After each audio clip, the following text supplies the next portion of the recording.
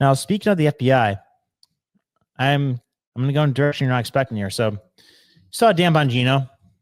He got elected as deputy FBI director. I freaking love that. I mean, of course, but I think, it's an easy, there's nothing to say. It's flawless. I love it. You love when you have a guy who you agree with what he's saying the vast majority of the time. You wish that he was in charge when you're listening to him on the radio and you're watching the madness that was happening over the last 4 years. And then even during Trump's first campaign or Trump's first presidency, you're seeing the rats operating around him and you're like, wow, I wish somebody who was actually on Trump's side of things was in there, and that they are now. So let's see. Let's check out one of these posts quick. Now I'm going to take this in a direction you're not expecting, because Bongino going to the FBI, that's not the interesting aspect of this. It's the exciting aspect of this, but there's a angle that I'm going to take that you might not see coming. So let's see. Wall Street Journal says Dan Bongino called the FBI irredeemably corrupt. Now he'll help run it. Late Sunday, a group representing thousands of FBI agents told its members it was optimistic about the agency's future, in part because its new director, Kash Patel, had assured the group it would choose a deputy from among their ranks. Within an hour, President Trump blew up that promise. The number 2 at the Federal Bureau of Investigation would instead be Dan Bongino, a former Secret Service agent who had never worked at the FBI, and from his perch as a right-wing commentator has described the agency as irredeemably corrupt. Yeah, they are. Quote, the FBI is lost. It's broken, Bongino said in 2022 on his Fox News show after agents had searched Trump's Mar-a-Lago home and removed more than 100 classified documents. It's way past time to clean the FBI house up, he said. They have burned every last shred of faith and trust in the freedom-loving Americans had in it. The role of deputy director had always gone to a career agent. Bongino's selection underscores how Trump has moved to control a law enforcement agency that had, in recent decades, taken pride in its independence from the White House. Trump has said that the Bureau... They're trying to frame this as if it had independence from the White House over the last 4 years.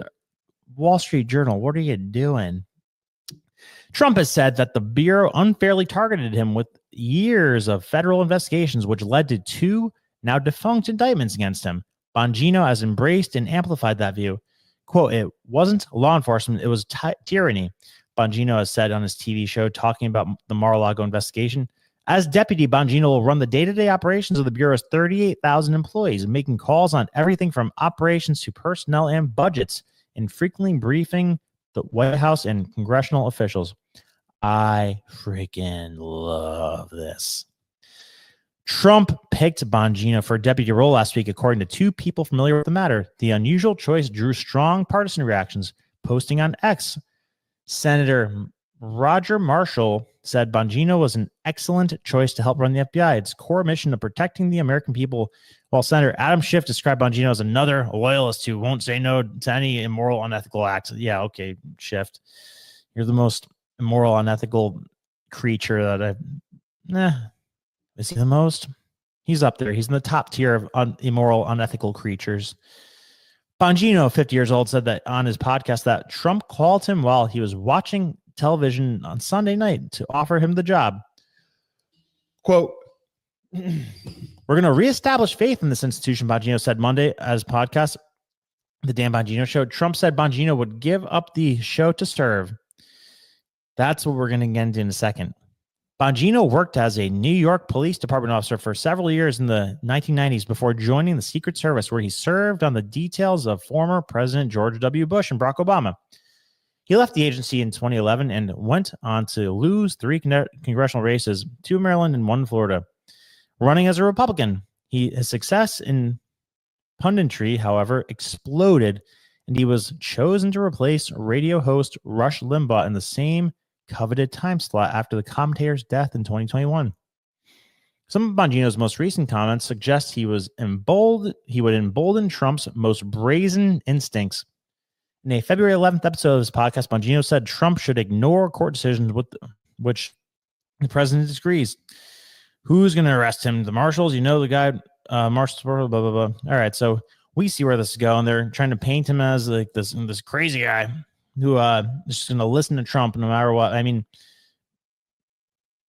good, honestly. I hope so. Like you're going to act like that wasn't the case over the last 4 years. And this is a moral, ethical guy who has principles. Anybody who's listened to Dan Bongino, I haven't listened to him every day over the last few years, but there was a time in like 2018-ish, 2018, 2019, I was pretty much listening to him every day, and he's a good dude. Don't know Kash Patel that well. I think of Kash Patel as like the sort of equivalent of Matt Gaetz, like not the whole scandal side, but like what Matt Gaetz would have done as Attorney General. And I love that. I'm still kind of bummed out that Matt Gaetz is not Attorney General. I mean, with all his alleged I don't know, scandalous things aside, I think Matt Gaetz would have been more savage than Pam Bondi, but she's okay. But we need loyal savages right now to extract these creatures from the swamp. So the direction that I'm going to go with this is that I think this is very, very detrimental to Rumble. Because let's see if I downloaded these charts. I got to renew the Statista account, but let me pull these charts up quick. I'm going to show you some Rumble charts, and I wonder what the future is for Rumble. That's what I'm wondering right now. Because Bongino was the guy at Rumble. There's a few shows, but he was the top dog at Rumble. Like he was getting like 100,000 live viewers every day. Like that's wild. Where is this thing? Here we go. All right. We are in business. Let me see if I can pull this up, hopefully. Here we go. Bear with me. This is going to be, here we go. Yes, it's going to let me do it. Sweet. Perfect. And perfect. All right, here we go. So this is Rumble's most popular streamers during 2024. All right. Let's see. And boom. All right, so most popular streamers and live content creators on Rumble worldwide as of second quarter 2024 by average viewers. So you got Bongino. This is 49. So it's pretty much doubled since then. It says 49,000 viewers live on average at this time. From what I saw, he was getting like 100,000 live every day, like as recent as a couple weeks ago or this past week. Power Slap number 2, Steven Crowder's up there. Phil Galetsky 2.0 is up there. And then it's a big drop off. So like this is a serious chunk to lose. Like you're just losing all of that right there. And here is what Rumble's monthly active users look like. So you're going to see a big slowdown in growth right here in this chart. So it goes from top to bottom. Top is Q3 2020. And then obviously the most recent one is Q2 2024. So seismic jump from Q3 2020 to Q4 2020. That's when we had a lot of censorship, COVID was going on. So there's a real demand for something like this.